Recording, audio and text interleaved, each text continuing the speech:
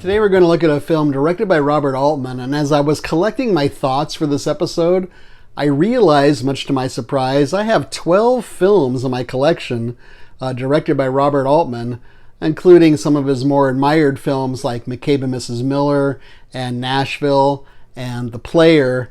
But on a more personal note, there was one of his least admired films that really helped me out. I was at a low point. A beloved family member had just passed away, and I was invited to a party. Didn't really want to go, but I needed some film to sort of lift my spirits, and it happened to be Robert Altman's film Popeye, of all things, with Robin Williams and Shelley Duvall playing Popeye in olive oil, as you can see here. I don't know why this one was the one that helped me get through this a little bit. Maybe it was just the world it created that was kind of silly and unrealistic. Maybe it was the performances. I think a lot of it was the innocence and simplicity of the songs, which were written by Harry Nilsson. But this all brings us to today's episode. This is the Kazdoy Closet. I'm Kazdoy. That's my closet full of all the stuff that I love. And today, Robert Altman takes on the gangster film genre. Sort of. Let's check it out. Today's film is Thieves Like Us from 1974. It's about 2 hours long, in color. This one takes place in the South in the United States during the Depression, specifically in Mississippi, and it's about two escaped convicts who reunite with their partner, and they go on a bank robbing spree. And of course, there is also a love story, and those two lovers are played by Keith Carradine as Bowie and Shelley Duvall as Kichi. And they're both very good in here. Good chemistry, very sweet, very innocent as far as their relationship goes. This was the first leading role for both those actors. They were both in their early 20s. They had already been in a couple of Robert Altman films and would go on to work with him again in subsequent films because he liked to use a repertory of actors in his films over and over again. And three of those actors are in this one also. Tom Skerritt, John Schuck, and Burt Remsen appear, and Louise Fletcher also shows up in this film. It's a small cast, really. It was directed, of course, like I said, by Robert Altman. He's got a huge filmography. This film falls in between The Long Goodbye and California Split. He started off directing television, like Bonanza, Route 66, Combat, and his first big feature film hit, of course, was MASH. He was known for having large casts in his film, like I said, using a repertory of actors over and over again, and overlapping dialogue where a lot of the actors are talking over each other, sort of to simulate how people talk in real life. He also had some films where each character had some sort of secret that only they knew, and they would come out later to the audience, but none of the other characters knew about it. So that was kind of cool. Actors seemed to really love working with Robert Altman. For some reason, he was one of the first film directors that I really got into. I think one of the first times I realized there was such a thing as a film director that would make films that were sort of unique to themselves.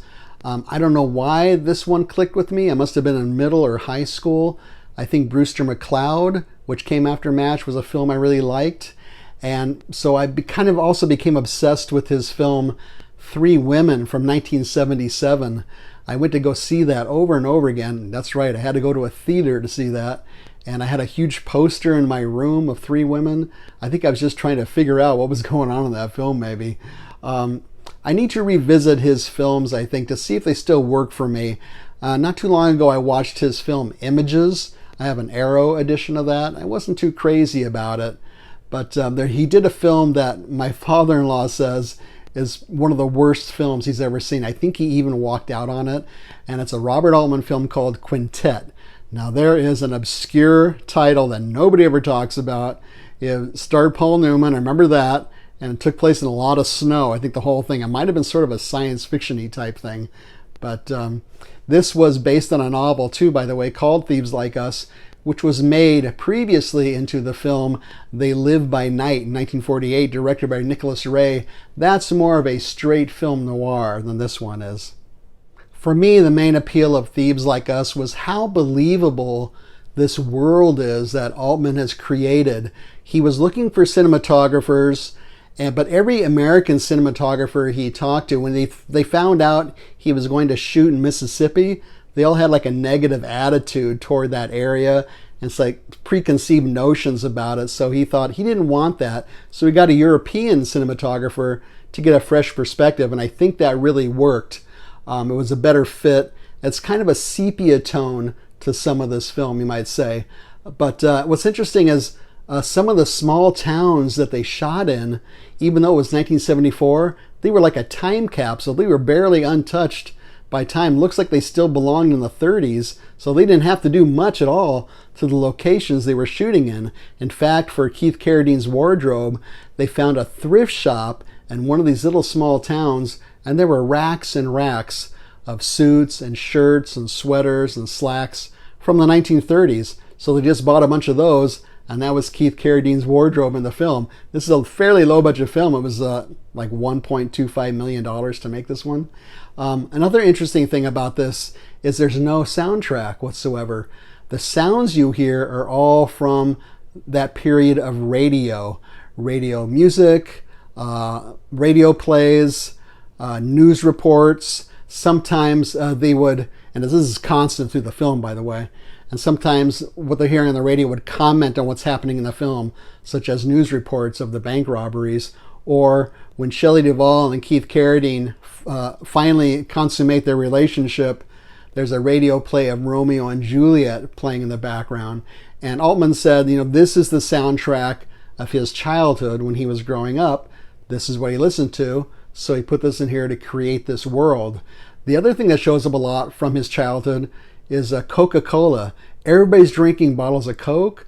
There are signs for Coca-Cola everywhere, commercials for it. He uses a lot of newspapers and magazines, magazine ads, print ads for the background.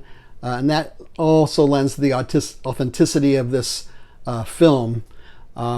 There is somewhat of a commentary with the Coca-Cola prevalence, a bit of a commentary on capitalism and crooked banks and how they're against the little guy, but it's pretty vague and it only happens a couple of times. It's nowhere near as obvious or as blatant as it is in a film like Bonnie and Clyde from 1967, where they really hammer home the whole idea of banks being evil, and Bonnie and Clyde would never take money from the regular folks, like the farmers and stuff, but they were against the banks and against the authorities, the cops too, of course.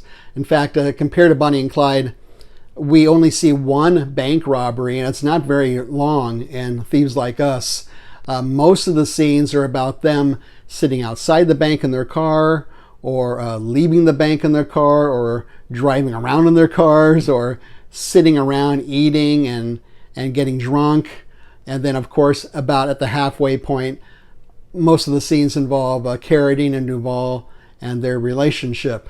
So if you're looking for a more plot and more action in the kind of gangster type film, Bonnie and Clyde is the way to go. Badlands too, to a lesser extent, but I think both of those films are superior to Thieves Like Us. If you sit there and watch this and compare it to Bonnie and Clyde, which I made the mistake of doing at first, you'll be disappointed because it's not like that at all. Bonnie and Clyde was pretty violent, and it was 1967, several years before this film. But this film also got an R rating just because of one scene. Shelley Duvall is naked, but all you see is her back and like her side briefly. So they gave it an R rating. It wasn't for any violence, and it wasn't for any language at all. I'm going to give Thieves Like Us 3.5 banks out of 5. So what's on this disc? This is a Radiance disc, so it is Region B. You would need a region-free player to play this one. There's a 40-page booklet that's very good. Lots of information about the film, about the script, and there's a bit of a interview with Robert Altman as well in there. There's an audio commentary by Altman, which I did not listen to. There are 2 full radio plays, which I also did not listen to. There are several extras. A new interview with Joan Tewksbury, the co-screenwriter. It's about 18 minutes long. A new interview with Keith Carradine. That's about 30 minutes long. And then a critic speaking about the film and where it falls within Altman's career. That's about 20 minutes long as too. All of those are good. Really nice package by Radiance. There's also some reversible artwork. There's the back of it too. The reversible artwork is just kind of black and white. It's okay. So, where can you see Thieves Like Us? Well, this was a limited edition. I think they made 3,000 copies. There are still some available. You can also buy the version region free on Kino. I think those might be a little bit hard to find right now as well. And you can also rent this one through Amazon. So feel free to leave a comment or a suggestion down below there. Maybe you have a favorite Altman film, or maybe, like I said near the beginning, there's a film you like to watch to lift your spirits or put you in a better mood.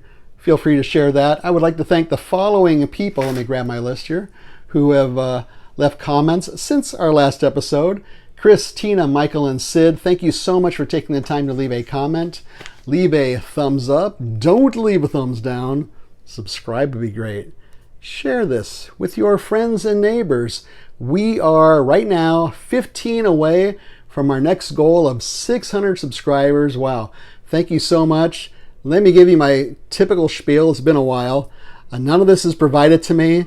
I have no merch. I have no Patreon. I'm not selling anything. Sometimes if I look once in a while at an old episode of mine, I'll see a commercial in there. I have nothing to do with that. YouTube does that. So that's up to them. But I only do this to share my love of this stuff with you out there in the darkness. I would like to welcome our newest subscribers. They include Chris, Coltrane 360, love Coltrane, Tom V, Philip, Popstar Boy, 181 and beyond. Thank you so much for subscribing. It's free. Also free is Letterboxd.